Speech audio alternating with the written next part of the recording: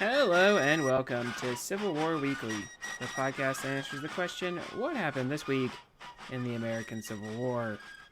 I'm your host, Tim Patrick, and this is episode 238, the Alabama US Cavalry. Last episode, we revisited Fort Donelson. I think we had a good slew of battles that occurred in 1862, where we decided to go back and redo. Hopefully, we have a better appreciation of this early action and why it was so significant. We know that it is important for multiple reasons, right? It's not necessarily the largest battle that we've necessarily come across, but it is also important for the career of Ulysses S. Grant. It's important because it takes some troops off the table that otherwise would have been probably important to the campaign, and it does lead to Shiloh, which does have greater impacts on the war and the sub-theater. This week is particularly exciting because we will begin a new series. We will begin some of our unit snapshots. And we will begin perhaps in a place that many will have found it hard to guess, the first US Alabama Cavalry. Before we do that, though, let's talk about some Patreon content. And of course, we do have an episode that has been posted here, and it is a review of a series that we've done movie reviews in the past, but this is going to be the first series that we've reviewed. It is Manhunt from Apple TV. And if that sounds like it would interest you, like I said, we've done other movie reviews. We've talked about historical accuracy in those.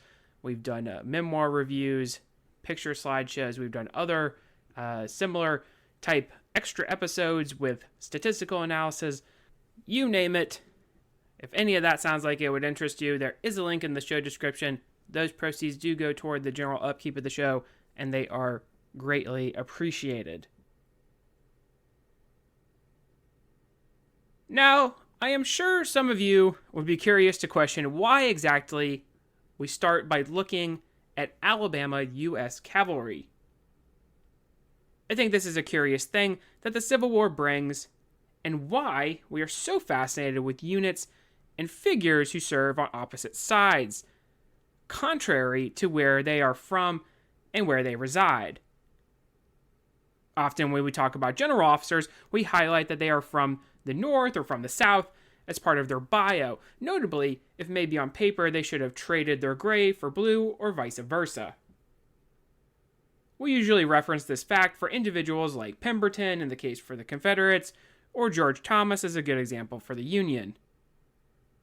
We also seemingly highlight regiments from certain regions who serve for the opposite side. Now, there are not really a whole lot of regiments that classify into the Confederate Army, being from the North, only in the cases of border states, but there are some instances where Northern-born soldiers will serve in rebel armies. We have mentioned a while back about how there are a handful of Gettysburg residents who find their way into Confederate service during the war and actually return to their hometown during that climactic battle. Most notably, we actually have Wesley Culp, and he, of course, is named after the family that did Culp's Hill, right? That is a prominent feature on that battlefield. No, mostly we talk about the Southern Union regiments who are finding their way into the various Union armies, notably usually in the sub-theater of the war. If you are on the primary theater of the war, you're probably mostly dealing with West Virginia regiments, right? Those are primarily what you're dealing with there in that region. So the sub-theater is where most of these regiments you're probably running into. East Tennessee, Arkansas, Louisiana, Texas, and now Alabama are all great examples of locations that we have mentioned before housing soldiers in Union Blue. But why exactly is this a fascination? I think I can answer that with my opinion that it makes the conflict more interesting. Usually, we are very focused on why this side versus that side, a black and white scenario, a good versus evil, because that's how we like our stories to be played out. Think of like Lord of the Rings. There are no partisan orcs who are waging a guerrilla conflict against Sauron. That's not really making it into the canon. We look at it in terms of this simplistic view because it's easier for us to explain and understand. Look at, say, the American Revolution as well. The amount of British soldiers who show up and fight is less than the amount of Americans who serve in the armies as loyalists. So really, it's actually a civil war more so than a revolution, if you think about it. But this is a complex idea to hold on to, right?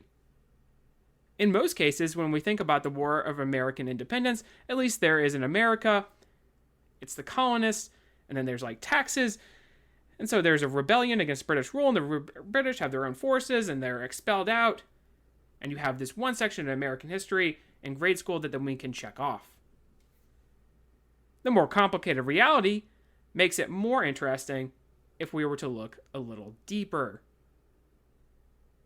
One day, maybe I'll go ahead and do a mini-series actually on the American Revolution. That's actually something that's on the table as well. But another thing that you can actually point out is that not only are most of these British forces, right, made up of American loyalists, but a lot of them are made up of actually foreign soldiers, right? German mercenaries are coming over and fighting for these British armies, right? So not only are you seeing a severe deficiency in the amount of actual British soldiers, but a lot of them are Germans, and a lot of them are actually seeing that civil war within itself, right? Similar in a way that we've talked about how there's just a multifaceted war that's going on in the American Southwest during the Civil War.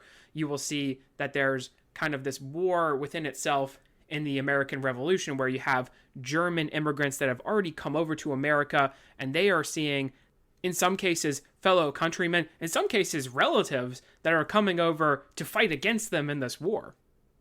Specifically, in the context of the Civil War, we have a lot of issues that go just beyond the black and white view of things. Like, not everyone in the North is an abolitionist, not everyone in the South is benefiting from slavery. These are common themes that we see. Oftentimes, though, we see a mix of those not benefiting from the institution as the likely culprits for being Union Southern regiments.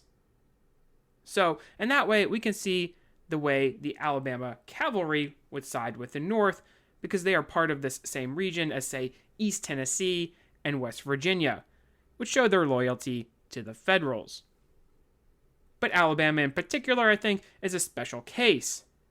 Right or wrong, and I mean no offense to Alabama, there's a little stigma with that state when it might come to the Civil War.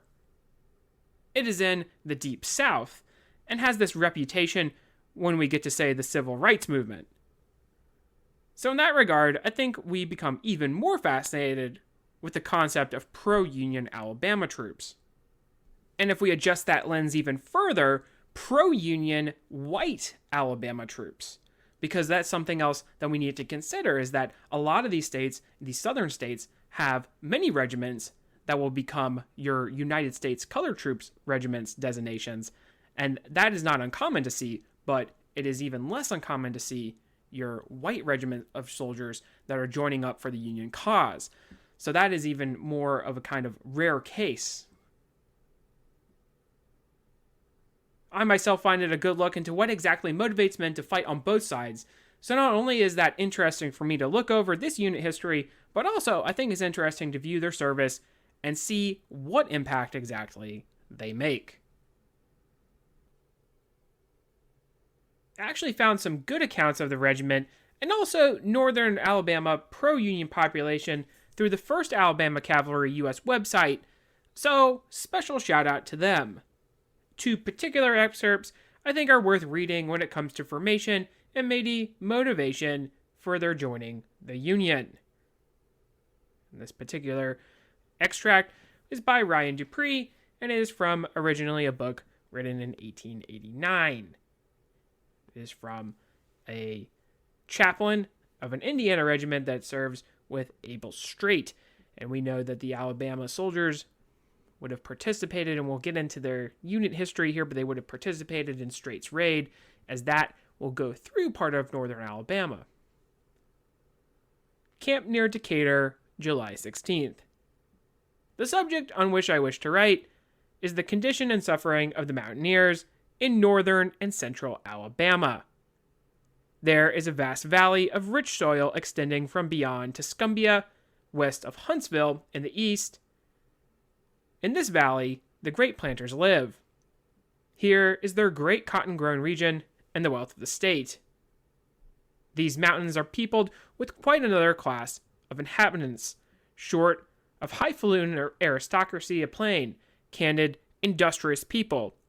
Now these poor classes, deprived of culture, as they climb the mountains, pass through the gorges, and roam over the plains, think for themselves. It came to pass in the course of human events when Jefferson Davis wished these honest-hearted men to assist him in carrying out his great, grand, and overwhelming scheme of unnatural rebellion against the government they cherished, they said no.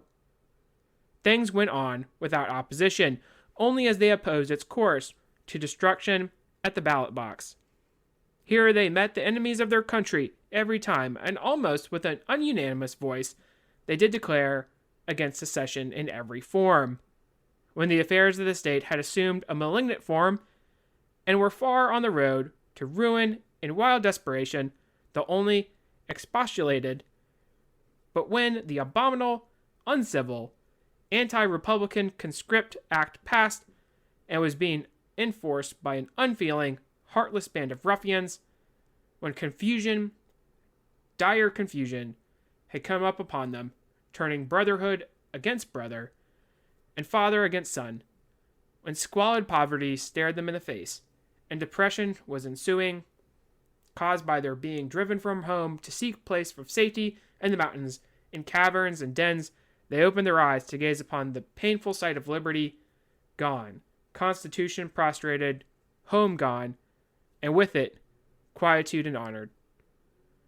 To escape despotism and these heartless ruffians, men left their homes and fled to the mountains.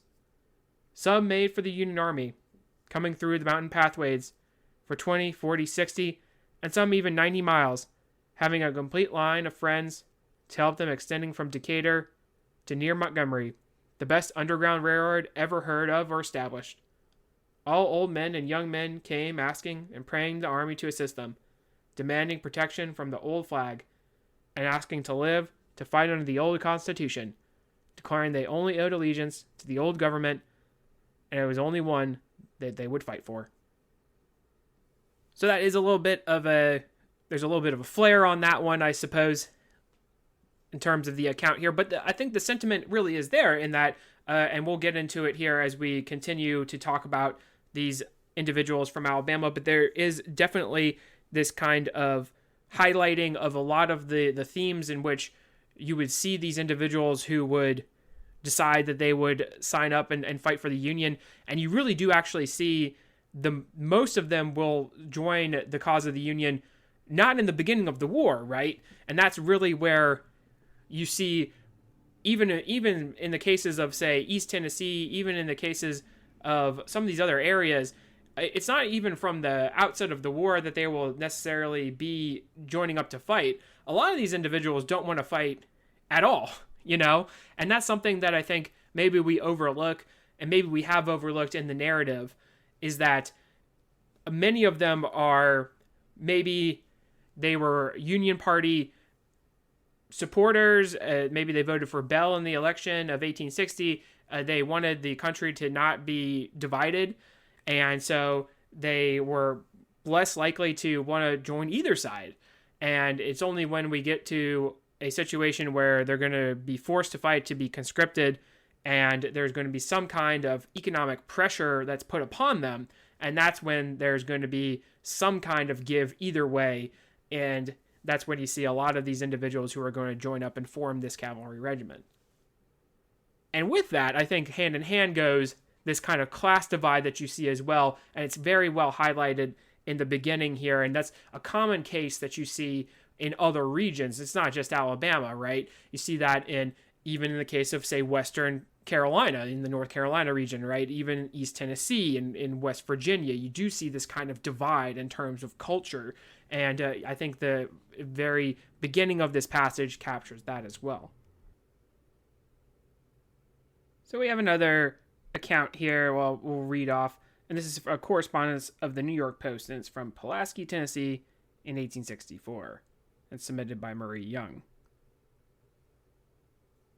But few persons are aware of the existence of a loyal white regiment of Alabamians, yet it deserves honorable mention in this age of strife, as much for the circumstances under which it was organized as for the signal service it has since rendered to the government. This little body of men, around which thousands, many yet to gather, owes its organization chiefly to Colonel George E. Spencer, its commander, and Charles B. Cagle of Winston County, Alabama. Uncouth and illiterate, as was the latter, he possessed the qualities of bravery, fine feeling, and native intelligence, which rendered him superior to his class in every respect. It is said he was never outside of Winston County until the war broke out of the state, in the whole course of his life. But even while surrounded by ignorant people and pernicious influences, he was staunch and firm in our cause, and never yielded in his determination to maintain it. What men of this regiment of Alabama have suffered, none but those who have instead of the same bitter cup can conceive. Reared among slaveholders, it was no easy matter for them to withdraw from their interests and openly support a cause in every way antagonistic. To avoid being swept away by the furious tide of secession became an almost Herculean task. Some were conscripted, in spite of every effort to avoid it, and afterwards arrested, coming into the federal lines at the risk of life, sacrificing home, property, friends, everything in the act. It is to be wondered as if these men, smarting under these sense of manifold wrongs, have proved themselves mighty in the use of the avenging sword, if their arms are steeled by intenser purposes, their nerves strung to more than ordinary endurance. And not for themselves only does the hot blood boil surge through their veins. The nudity of the old states has been ruthlessly broken, the old flag which they were taught to love and honor insulted. Summing up the whole, they have a fearful account to settle with the hot-headed authors of a nation's distress. The regiment was raised in Corinth, Mississippi. Its organization was completed in September last. The first company was raised in January 1862 by Captain Burdick, and was composed entirely of refugees then in the federal lines and around Corinth. Immediately after the completion of the first company, a second was started, increasing thus until the entire 12 were filled. The regiment now numbered more than 1,200 men, having for duty at present about 900 out of the 1,200. I wanted to read this one for a little bit of a different purpose, and I don't know if you necessarily caught it, because it is from an account of a newspaper in 1864, and the reason being is that while it is a fascination for us in the modern day, right, to talk about these individuals, and usually we talk about, say, like a general, like I mentioned at the top of the episode, and what his personal motivations were, and it's still just as fascinating to talk about individuals like this who served in this regiment, and for both sides, really, who decide to switch allegiances, so to speak, right, to kind of go against the grain. I think it is just as fascinating in the contemporary, right? Like, this was an article that was written in 1864, and it's talking about these guys. And so there was enough interest to even talk about these guys back then, right? The New York Post is talking about them. So that makes it even more interesting in my mind, you know? And I know I keep using that word, but to have this snapshot of even back then that we have this focus, it does kind of bring things full circle. And I do think that when we find these connections to the past, to the present, it does kind of have this kind of different gravity to the situation, to the things that we talk about. And I always like to point that out. So I wanted to include that passage, this quote, and kind of read it off and kind of point that out and include that in this episode. Now, we have mentioned the region which most Unionists and otherwise anti-Confederate forces come from in the southern states, and usually is from the same sort of environment, but I think it is also worth a deeper look. For those who are formerly enslaved or freedmen, the motivation for joining up is usually pretty straightforward, as it means freedom or continued freedom. But also, the same things would be applicable in many cases to them, as it is to the white men who serve for the North.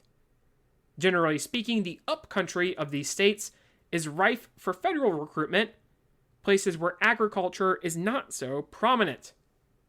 Taking away the ability to make a living and then forcing you to either contribute what little you have or even join the Confederate Army through conscription is a powerful motivator. We must really think that the lack of available resources in this region would play a significant role in the setup even before the outbreak of hostilities.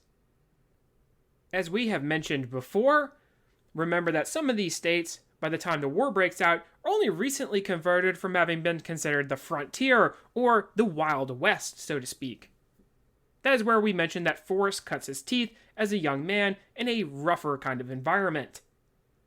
The state itself had been brought into the Union in 1819, after being a war against the Creeks involving Jackson in 1813.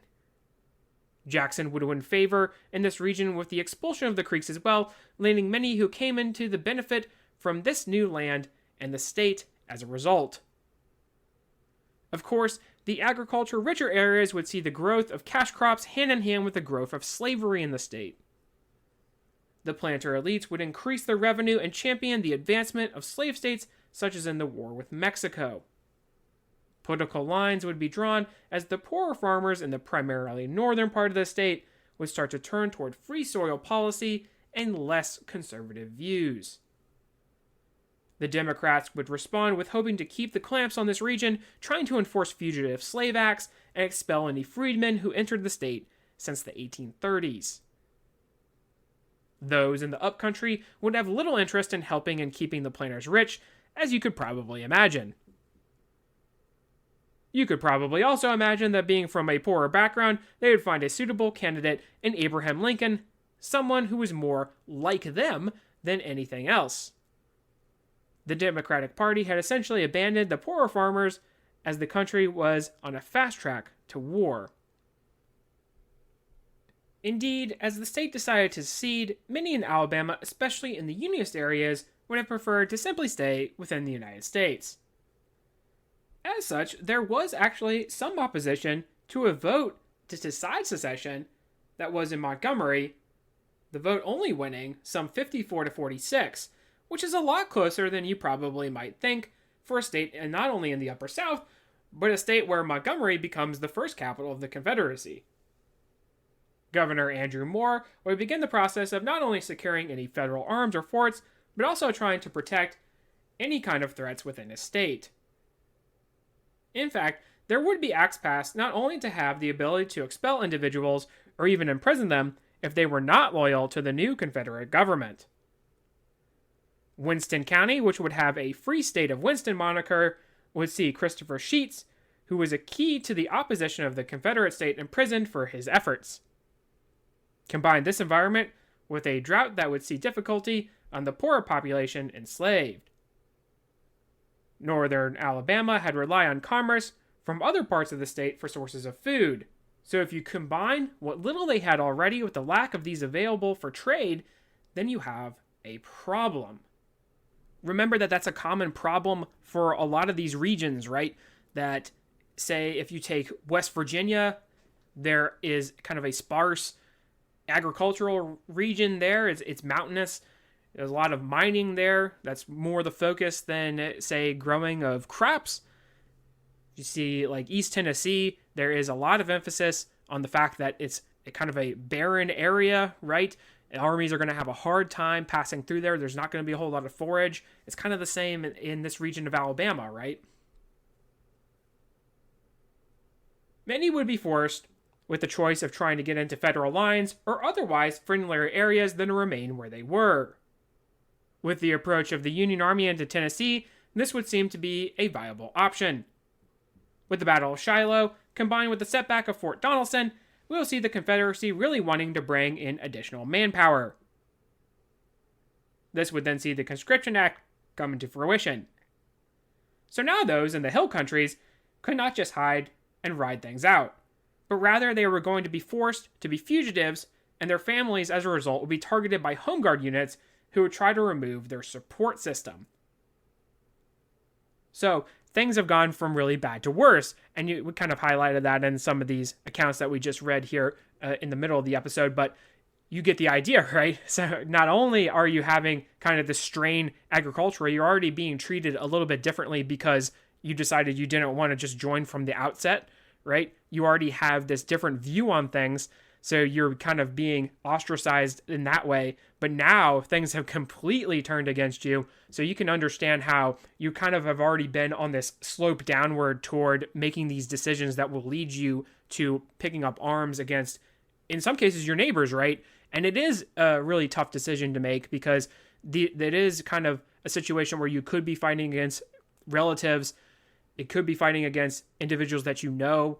And it could be a situation as well where if you have been conscripted, think about Fort Pillow and how you had a lot of individuals there. It's part of why that becomes a massacre, in the sense of you had these individuals from Tennessee who had served in the Confederate Army and then switch sides and are now wearing blue uniforms, and that sets off kind of these attacking individuals to start taking these reprisals that include executing these individuals, right? So it could be a situation where you're making this decision and it's a tough one, could lead to your death, but it's going to seem to be the best decision that you can make, the only decision that you make in terms of being able to fight back, of being able to even provide, right? There's a lot of things that are going to be factoring into that.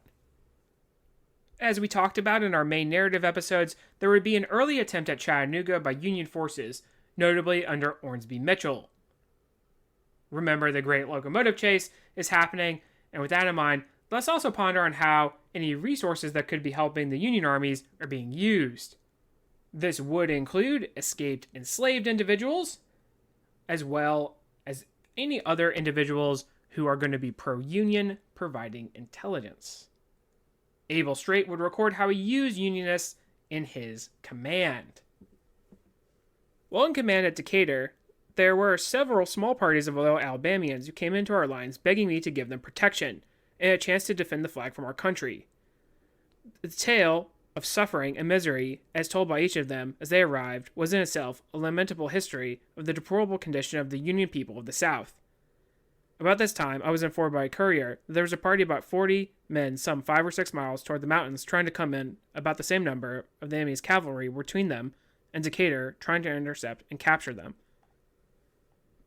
He'll go on to write, I wish to say a word relative to the condition of these people. They are mostly poor, though many of them are, or rather were, in comfortable circumstances. They outnumber nearly 3-1 the secessionists in portions of Morgan, Blount, Winston, Marion, Walker, Fayette, and Jefferson counties, but situated as they are, surrounded by a most relentless foe, mostly unarmed and destitute of ammunition, they are persecuted in every conceivable way. Yet up to this time, most of them have kept out of the way sufficiently to avoid being dragged off by gangs that infest the country for the purpose of plunder and enforcing the provisions of the Rebel Conscription Act. Their horses and cattle are driven off in vast numbers. Every public road is patrolled by guerrilla bands, and the Union men have been compelled to seek protections in the vastness of the mountain wilderness. They cannot hold out much longer. This state of things here has so disturbed them that but very little attention has been paid to farming. Consequently, many of them are now destitute of food of their own and living off their more fortunate neighbors. So that gives us an idea. Abel Strait will talk about how he goes on to incorporate them into his command, but he talks about kind of the condition of these people and how they're coming into his lines, and he starts to use them for intelligence purposes. Buell would welcome the addition of locals who could scout and guide the army. 2 companies of Alabama men would join an existing cavalry outfit from Tennessee. Food, wages, and an opportunity for revenge against the Confederates would be good recruiting tools. Grenville Dodge was also a big part of the creation of the 1st Alabama Cavalry, as he was commanding at Corinth, a city that had become a haven of sorts for those exiles. Tasked with gathering of intelligence in the region, especially to the east, Dodge would conclude that the best option would be to create a new cavalry regiment out of what he had on hand. He would go on to create additional United States colored troop regiments from formerly enslaved individuals coming in from Alabama. The 1st Alabama Cavalry would see action during Abel Strait's raid, as they would be part of Dodge's force, who would be tasked with a diversion, as Strait thought he could cut through northern Alabama into Georgia, wreaking havoc, but also importantly recruiting for the federal cause. Remember too, though, that while Dodge does have a foray that sees some good results, it is mistimed, and he pulls off before really being able to be the distraction that is necessary. The Alabama men would skirmish with Roddy's cavalry as part of this raid. Strait, meanwhile, would be pursued by Forrest, the two companies of Alabama cavalry under David Smith doing good service as scouts and guides. They would be captured along with the other parts of Strait's brigade at the conclusion of the raid. There would be a call to execute these individuals, but instead, they would be sent to Confederate prisoner of war camps. The value was going to be noticed by Union generals, as they were considered to be brave and hardy soldiers. George Spencer would be placed as colonel of the rapidly growing regiment, which was up to 800 in September of 1863. Spencer was actually a New York native who would go on to serve as a senator from Alabama after the conflict. There would be various problems upon his taking over, though, one of which was the fact that some Alabama men who wished to desert and maybe make it back into Confederate service. This is a common problem, as I've highlighted before, especially of these contested areas. An execution of a captured deserter highlighting this time, with additional recruitment of troops coming in as well. Reasonably, you could probably ask, why would you want to go back to Confederate service or try to go back into the fold of the Confederacy once you have been established at Corinth? And I think it goes back to kind of these ideals of kind of the identification with your state, with you're not culturally on the same page as a lot of these Union individuals who have come down. They still are seen as kind of this invading force, right? There is that is still out there. There are kind of these interlopers, these foreigners, right? And I think that you still have that kind of mentality, And so you have these individuals who might want to renege on their commitment to being with the Union cause. There are certainly those who keep their conviction, but you can understand why there would be some who might second guess their choice to remain with the Union. As the war would start to shift to recoup the setbacks that had befallen Rosecrans, a call for troops familiar with the part of the South where the armies would operate would go out. Sherman, of course, would be moving along with the rest of Grant's army, which had recently taken Vicksburg. He specifically would wish to draw in cavalry with experience in the area. The regiment would see action moving into a contested region between Alabama and Mississippi. They would be set upon by Confederate regiments, which would get the better of them, an engagement called Vincent's Crossroads. Here is a report of Samuel Ferguson, who is going to engage the Alabama cavalry at this skirmish.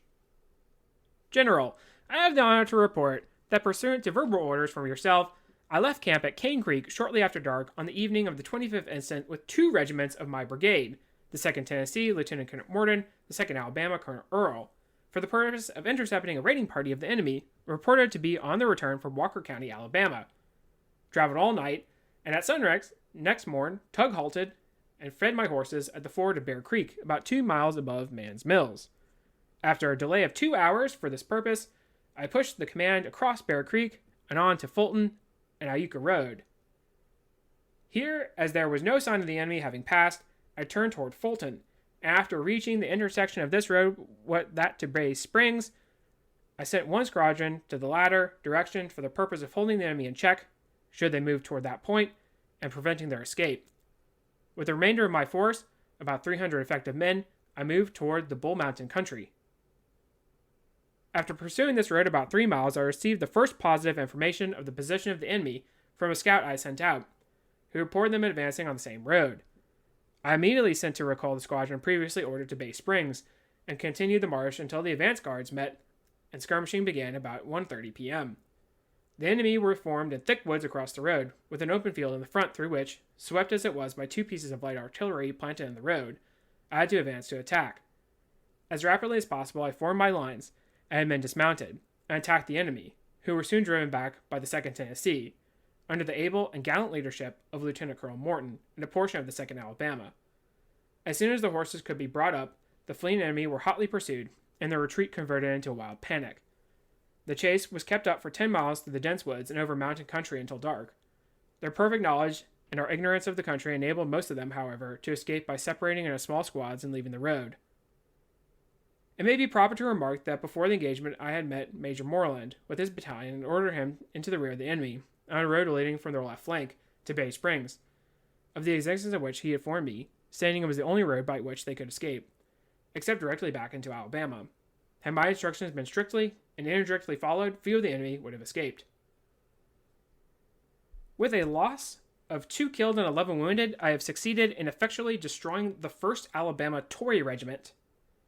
Up to a time I left, the enemy's loss, as far as I could be ascertained, was 20 killed, including 2 captains, the adjutant of the regiment, and 1 first lieutenant, 9 wounded, including 1 first lieutenant mortally, and 29 prisoners.